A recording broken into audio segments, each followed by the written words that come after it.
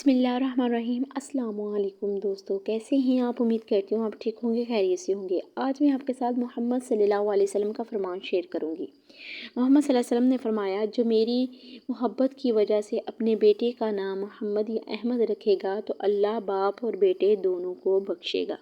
اللہ باپ اور بیٹے دونوں کو بخشے گا۔ تو پیارے دوستو، آپ بھی اپنے بچے کا نام ضرور محمد اور احمد رکھیں، کیونکہ بہت ہی بابرکت والے نام ہیں۔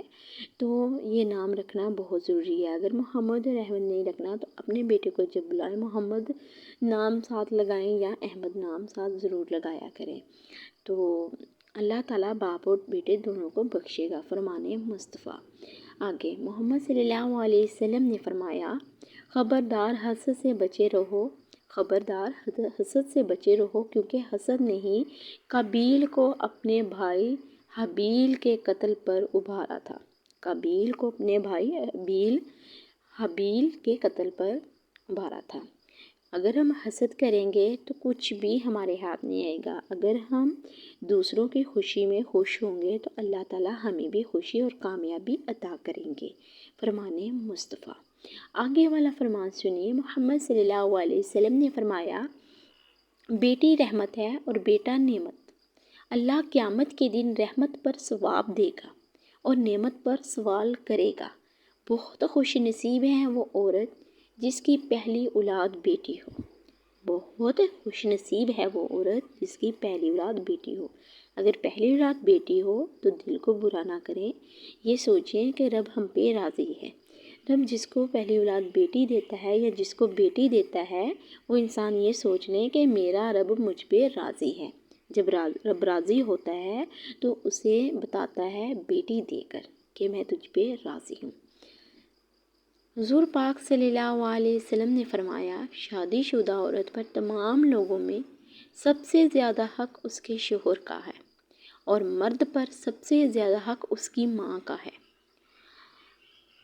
شادی شدہ عورت پر تمام عورت کا جو حق ہے اس کے شوہر کا ہے، عورت پر حق جو ہے اس کے شوہر کا، لیکن مرد کا جو حق ہے وہ اس کی ماں کا ہے۔ مرد پر سب سے زیادہ حق اس کی ماں کا ہے۔ پیارے دوستو، یہ بہت سمجھنے والی بات ہے اور غور سے سننے والی۔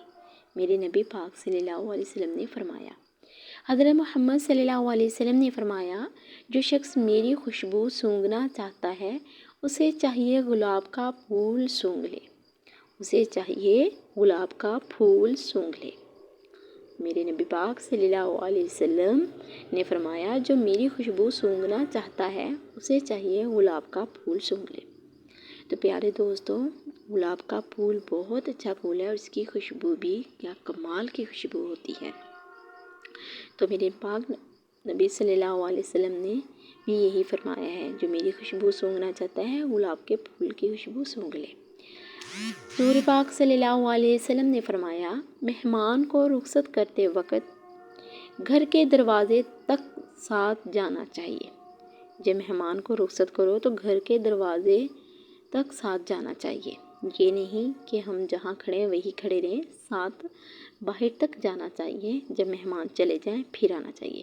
پیارے دوستو، میری آپ سے گزارش ہے کہ اگر آپ میرے چھوٹے سے چینل پہ نیو ہیں تو میرے چینل کو سبسکرائب کریں، لائک کریں، شیئر کریں، ویڈیو کو فل واچ کریں۔ ایسے ہی دین اسلام کی باتیں میں آپ کے ساتھ شیئر کرتی رہوں گی۔